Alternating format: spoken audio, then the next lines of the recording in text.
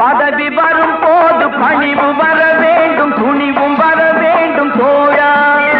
பாதை தவறாமல் பண்பு குறையாமல் பழகி வர வேண்டும் தோழா. அன்பே உன் அன்னை, அறிவே உன் தந்தை, உலகே உன் கோவில், ஒன்றே உன் தேவன். மூன்றெழுத்தில் என் மூச்சிருக்கும், அது முடிந்த பின்னாலும் பேச்சிருக்கும். உள்ளம் என்றொரு ஊர் இருக்கும், அந்த ஊருக்குள் எனக்கு ஒரு பேர் இருக்கும். கடமை அது கடமை, கடமை அது கடமை.